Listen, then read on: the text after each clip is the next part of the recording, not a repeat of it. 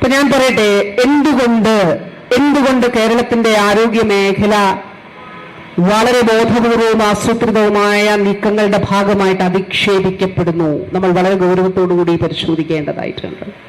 ഇപ്പൊ ഞാൻ ഇവിടെ ഇരിക്കുമ്പോൾ എനിക്കൊരാൾ അയച്ചു തന്ന ഒരു വ്ളോഗറുടെ വീഡിയോ ആണ്. എനിക്കത് കാണാൻ പറ്റിയില്ല, പക്ഷെ അതിന്റെ അടിക്കുറിപ്പ് ഇങ്ങനെയാണ്: ഇത് ജനങ്ങൾ തിരിച്ചറിയണം, ഇതാണ് ഇവിടെ നടക്കുന്ന ഒരു കൊള്ള എന്ന് പറഞ്ഞിട്ട് ഇത് പരമാവധി ഷെയർ ചെയ്യണം എന്ന് പറഞ്ഞിട്ടുള്ള ഒരു വീഡിയോ ആണ്. ഒരു ആശുപത്രിയെ സംബന്ധിച്ചിട്ടുള്ള, ഒരു സ്വകാര്യ ആശുപത്രിയെ സംബന്ധിച്ചിട്ടുള്ള ഒരു വീഡിയോ ആണ് ഷെയർ ചെയ്യപ്പെടുന്നത്.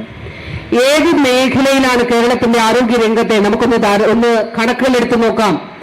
അടിസ്ഥാന സൗകര്യ വികസനം, കെട്ടിടങ്ങൾ, ഡയഗ്നോസ്റ്റിക് സംവിധാനം, ചികിത്സാ സംവിധാനം. കേരളത്തിൽ 10,000 കോടി രൂപയുടെ വികസന പ്രവർത്തനങ്ങളാണ് ആരോഗ്യ മേഖലയിൽ ഈ കാലഘട്ടത്തിൽ നടന്നിട്ടുള്ളത്. ഞാൻ വാക്കുകളല്ല, ഇത് യാഥാർത്ഥ്യമാണെന്നുള്ളതിന്റെ ഉദാഹരണമാണല്ലോ നമ്മുടെ അടൂർ ജനറൽ ആശുപത്രി. ഇനി ചികിത്സയിൽ 10 വർഷം മുൻപ് കരൾ മാറ്റിവയ്ക്കൽ ശസ്ത്രക്രിയ കേരളത്തിൽ സർക്കാർ ആശുപത്രിയിൽ ഉണ്ടായിരുന്നില്ല. ഒരു ജില്ലാ ആശുപത്രിയിലും കാത്ത് ലാബ് ഉണ്ടായിരുന്നില്ല. നെഞ്ചിന് വേദന എടുത്താൽ നമ്മൾ തൊട്ടടുത്ത സ്വകാര്യ ആശുപത്രിയിലേക്ക് പോകണം. ഇന്ന് സ്ഥിതി അതല്ല. കേരളത്തിലെ എല്ലാ ജില്ലാ ആശുപത്രികളിലും ഹൃദ്രോഗ ചികിത്സയ്ക്ക് വേണ്ടിയിട്ടുള്ള കാത്ത് ലാബുകൾ സാധ്യമായി.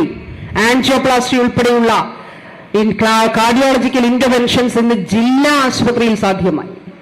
ഇന്ന് കേരളത്തിന്റെ ജില്ലാ ആശുപത്രിയിൽ അവയവ മാറ്റം നടക്കുന്നു. എറണാകുളം ജനറൽ ആശുപത്രിയിൽ 9ാമത്തെ കിഡ്നി ട്രാൻസ്പ്ലാന്റേഷൻ നടക്കാൻ പോവുകയാണ്. ചെറിയ കാര്യമില്ല, ഏറ്റവും സങ്കീർണമായ ട്രാൻസ്പ്ലാന്റേഷനാണ് കിഡ്നി അവയവ മാറ്റങ്ങൾ. എല്ലാ അവയവ മാറ്റങ്ങളും വളരെ സങ്കീർണമാണ്. അതൊരു ജില്ലാ ആശുപത്രിയിൽ നടക്കുന്നു. ജില്ലാ ആശുപത്രി നടക്കണേ എന്ത് ചെയ്യണം?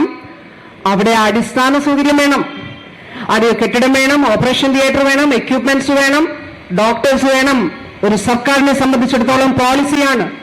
പോളിസി നയം എന്താണ്? ആ നയത്തിന്റെ പേര്, ഒരു മിഷന്റെ പേരിലാണ് മിഷനായിക്ക് നമ്മൾ നടത്തിയത്. ആർദ്രം അടിസ്ഥാന സൗകര്യം ഒരുക്കി. എറണാകുളം ജനറൽ ആശുപത്രി ഉൾപ്പെടെ ജില്ലാ ആശുപത്രികളിൽ ജനറൽ ആശുപത്രിയിൽ അടിസ്ഥാന സൗകര്യം ഒരുക്കി. എറണാകുളം ജനറൽ ആശുപത്രിയിൽ ഹൃദയം മാറ്റിവെക്കുന്ന ശസ്ത്രക്രിയ നടന്നു. തിരുവനന്തപുരം ജനറൽ ആശുപത്രിയിൽ കണ്ണിന്റെ കോർണിയ മാറ്റിവെക്കുന്ന ശസ്ത്രക്രിയ നടന്നു. ഇതൊക്കെ രാജ്യത്ത് മറ്റൊരു സംസ്ഥാനത്ത് നടക്കുന്നില്ല. ഒരു സംസ്ഥാനത്ത് നടക്കുന്നില്ല. ഒരു സംസ്ഥാനത്തെയും ജില്ലാ ആശുപത്രിയിൽ ഒരു ട്രാൻസ്പ്ലാന്റേഷനും നടക്കുന്നില്ല. 10 വർഷങ്ങൾക്ക് മുമ്പ് 50, 55, 60 ലക്ഷം രൂപ കരൾ മാറ്റിവെക്കൽ ശസ്ത്രക്രിയയ്ക്ക് ആകുന്നത് സർക്കാർ മെഡിക്കൽ കോളേജിൽ ഇല്ലായിരുന്നു. ഇന്ന് സർക്കാർ മെഡിക്കൽ കോളേജിൽ നടക്കുന്നു. കോട്ടയം മെഡിക്കൽ കോളേജിൽ, തിരുവനന്തപുരം മെഡിക്കൽ കോളേജിൽ ഏതാനും ആഴ്ചകൾക്ക് മുമ്പ് ബഹുമാനപ്പെട്ട മുഖ്യമന്ത്രി ഉദ്ഘാടനം ചെയ്തു. ട്രാൻസ്പ്ലാന്റേഷന് വേണ്ടിയിട്ട് ഒരു ഇൻസ്റ്റിറ്റ്യൂട്ട്. എത്ര രാജ്യത്ത് ഇങ്ങനെ ഉണ്ടോ ഇൻസ്റ്റിറ്റ്യൂട്ട്? രാജ്യത്ത് ആദ്യത്തേത്, ലോകത്തിലോ 3ാമത്തെ ഇൻസ്റ്റിറ്റ്യൂട്ട്.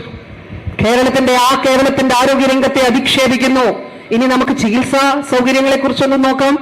പത്തനംതിട്ട ജനറൽ ആശുപത്രിയിൽ കാത്ത് ലാബിൽ ഇതുവരെ 8,000 പേർ ആൻജിയോപ്ലാസ്റ്റി ഉൾപ്പെടെ ചെയ്തിട്ടുണ്ട്. നമ്മുടെ ജില്ലയിലെ പണമില്ലാതെ പോകുന്ന, നിസ്സഹായരായി പോകുന്ന അവർ പുറത്ത് 8,000 പേരും പുറത്ത് ആൻജിയോപ്ലാസ്റ്റി ചെയ്യുമായിരുന്നെങ്കിൽ 5-6 ലക്ഷം രൂപ ഓരോരുത്തർക്കാകുമായിരുന്നു. നമ്മൾ സംസാരിക്കുമ്പോൾ കേരളത്തിന്റെ സർക്കാർ ആശുപത്രികളിൽ 3,000 ഡയാലിസിസ് നടക്കുന്നുണ്ട് സൗജന്യമായി. ഒരു ഡയാലിസിസിന് എത്രയാണെന്നറിയാമോ? ഒരു ഡയാലിസിസിന് മിനിമം 1,500. ഞാൻ ആറന്മുളയിൽ ഒരിടത്ത് ഇത് പ്രസംഗം കഴിഞ്ഞ് ഒരാൾ വന്ന് എന്റെ അടുത്ത് പറഞ്ഞു, മിനിസ്റ്റർ പറഞ്ഞത് തെറ്റാണ്, അതിലൊരു കാര്യമുണ്ട്, 1,500 രൂപയല്ല, എന്റെ അടുത്തുനിന്ന് 2,250 രൂപയാണ് ഒരു ഡയാലിസിസ് വാങ്ങിക്കുന്നത് എന്ന്. അത് സൗജന്യമായി ചെയ്യുന്നു. 1,500 കണക്കാക്കിയാൽ ആഴ്ചയിൽ 3 ഡയാലിസിസ് ചെയ്താൽ 4,500 രൂപ ഒരാൾക്ക്. മാസത്തിലോ 18,000 രൂപ ഡയാലിസിസിന് മാത്രം. ഇത് സൗജന്യമായി സർക്കാർ ആശുപത്രിയിൽ ചെയ്യുന്നു. എവിടേക്ക് പോകേണ്ടിയിരുന്നതാണ്? മറ്റ് ചിലയിടങ്ങളിലേക്ക് പോകേണ്ടിയിരുന്ന തുക ഇന്ന് സർക്കാർ ആശുപത്രിയിൽ സൗജന്യമായി ചെയ്യുന്നു. അപ്പൊ അടിസ്ഥാന സൗകര്യം, ചികിത്സ. ഇനി HR, മനുഷ്യവിഭവശേഷി. കേരളത്തിന്റെ ചരിത്രത്തിൽ ആരോഗ്യ മേഖലയിൽ ഏറ്റവും കൂടുതൽ തസ്തികകൾ സൃഷ്ടിച്ച കാലഘട്ടമാണ്. ഇനി നമുക്ക് ഹെൽത്ത് ഇൻഡിസസ് നോക്കാം. ആരോഗ്യ സൂചകങ്ങൾ, പൊതുജനാരോഗ്യ സൂചകങ്ങൾ, അതാണല്ലോ ആരോഗ്യ മേഖലയെ അടയാളപ്പെടുത്തുന്ന ഘടകങ്ങൾ. എവിടെ നിന്ന് നമ്മൾ തുടങ്ങി? 2016 ശിശുമരണ നിരക്ക് 12, 2016 ഇന്നോ ശിശുമരണ നിരക്ക് 5. ആ 5ന്റെ പ്രസക്തി എന്താണ്? അമേരിക്കൻ ഐക്യനാടുകളിൽ ശിശുമരണ നിരക്ക് 5.6 എന്താണ് ശിശുമരണ നിരക്ക്? 1000 കുഞ്ഞുങ്ങൾക്ക്, 1 വയസ്സിന് താഴെയുള്ള കുഞ്ഞുങ്ങൾ 1000 കുഞ്ഞുങ്ങളെ എടുക്കുമ്പോൾ എത്ര കുഞ്ഞുങ്ങൾക്ക് മരണം സംഭവിക്കുന്നു എന്നുള്ളതിന്റെ കണക്കാണ് ഇൻഫന്റ് മോർട്ടാലിറ്റി അല്ലെങ്കിൽ ശിശുമരണ നിരക്ക് എന്ന് പറയുന്നത്. അമേരിക്കൻ ഐക്യനാടുകൾ ഏറ്റവും വികസിത രാജ്യം എന്ന് നമ്മൾ കണക്കാക്കുന്ന US-ൽ 5.6 ആണെങ്കിൽ ഈ അധിക്ഷേപിക്കുന്ന കേരളത്തിന്റെ ആരോഗ്യരംഗം വെന്റിലേറ്ററിലാണെന്ന് പറയുന്ന ഈ കേരളത്തിൽ അത് അമേരിക്കയിൽ 5.6 ആണെങ്കിൽ അതിലും കുറവാണ് കേരളത്തിൽ 5 ആണെങ്കിൽ പ്രിയപ്പെട്ടവരെ ഒന്നുറപ്പിച്ചോളൂ, ഇത് ആസൂത്രിതവും ഗൂഢവുമായിട്ടുള്ള ശ്രമമാണ് കേരളത്തിന്റെ ആരോഗ്യ മേഖലയ്ക്കെതിരെ നടക്കുന്നത്. നിയോനേറ്റൽ മോർട്ടാലിറ്റി, നവജാത ശിശു മരണ നിരക്ക്, ജനിക്കുമ്പോൾ എത്ര കുഞ്ഞുങ്ങൾ മരണമടയുന്നു എന്നുള്ളതിന്റെ കണക്കാണ് ഈ രാജ്യത്ത് ഏറ്റവും കുറവ്. 3-നും 4-നും ഇടയിൽ മാതൃമരണ നിരക്ക് ഏറ്റവും കുറവ് കേരളത്തിൽ. ഏറ്റവും കൂടുതൽ ആയുർദൈർഘ്യമുള്ളവർ കേരളത്തിൽ. ആരോഗ്യ സൂചകങ്ങളിൽ കേരളം രാജ്യത്തെ ഏറ്റവും വെച്ചത്, ലോകത്തിലെ ഏറ്റവും. കഴിഞ്ഞ ദിവസം യുനിസെഫിന്റെ പ്രതിനിധികൾ തിരുവനന്തപുരത്ത് വന്നു. അവർ ഓപ്പണായിട്ട് പറഞ്ഞിട്ടുണ്ട്, ഞങ്ങൾക്ക് അത്ഭുതമാണ് ശിശുമരണം. എങ്ങനെയാണ് ഇത് കുറഞ്ഞത്? ഇത് കുറഞ്ഞത് ഇന്റർവെൻഷൻസിലൂടെയാണ്. എങ്ങനെയാണ് ഇന്റർവെൻഷൻ? ഹൃദയം പദ്ധതി, കെയർ പദ്ധതി, ഇതൊക്കെ സർക്കാർ സൗജന്യ പദ്ധതികൾ ആവിഷ്കരിച്ചതാണ്. കുഞ്ഞുങ്ങൾക്ക് ആയുസ്സും ആരോഗ്യത്തിനും വേണ്ടിയിട്ട് നമ്മൾ സൗജന്യമായിട്ട് ആവിഷ്കരിച്ച പദ്ധതികളാണ്. ഇനി സൗജന്യ ചികിത്സ എങ്ങനെയാണ്? 2016-ൽ 40,000 കുടുംബങ്ങൾക്കാണ് സൗജന്യ ചികിത്സ ലഭിച്ചിരുന്നതെങ്കിൽ ഇന്ന് കേരളത്തിൽ 42.5 ലക്ഷം കുടുംബങ്ങൾക്ക് ഒരു വർഷം 5 ലക്ഷം രൂപ വീതം ചികിത്സാ സഹായം ലഭിക്കുന്നുണ്ട്. ഞാൻ ദീർഘിപ്പിക്കുന്നില്ല. ഞാൻ ഒരു കാര്യം കൂടി പറഞ്ഞുകൊണ്ട് എന്റെ വാക്കുകൾ അവസാനിപ്പിക്കുകയാണ്. ഇപ്പോ നമുക്ക് ആളുകൾക്ക് മനസ്സിലായി തുടങ്ങി, ഇത് സത്യമാണല്ലോ. ഇതേ ഞങ്ങളുടെ മുന്നിലുണ്ടാവും, ഞങ്ങളുടെ തൊട്ടടുത്തുള്ള ആരോഗ്യ കേന്ദ്രം ഇങ്ങനെയാണല്ലോ, ഞങ്ങളുടെ തൊട്ടടുത്തുള്ള ആരോഗ്യ കേന്ദ്രത്തിൽ ഇത്ര മാറ്റമുണ്ടായി, ഞങ്ങളുടെ തൊട്ടടുത്തുള്ള ആശുപത്രിയിൽ ഇത്ര മാറ്റമുണ്ടായി. പിന്നെ എന്തിനാണ് ഇവർ പറയുന്നത്? ആളുകൾ സംസാരിക്കുകയും ചിന്തിക്കുകയും ചെയ്തു തുടങ്ങി. അത് പരസ്യമായിട്ട് ഇക്കാര്യങ്ങൾ അവർ പറയുന്നു. ഞാൻ കഴിഞ്ഞ ദിവസം കേരളത്തിന്റെ ഞാൻ വളരെ വളരെ അപൂർവമായിട്ട്, ഞാൻ ഈ മേഖലയിൽ ജോലി ചെയ്തിരുന്നതാണെങ്കിലും ഒരിക്കലും ഞാൻ അവരോട് വിളിച്ചിട്ട് നിങ്ങൾ ഈ പറയുന്നത് തെറ്റാണെന്ന് ഞാൻ പറയാറില്ല. 1-2 പേരോട് മാത്രം ഈ സാന്ദർഭികമായി സംസാരിക്കുമ്പോൾ ഇത് പറഞ്ഞിട്ടുണ്ട്.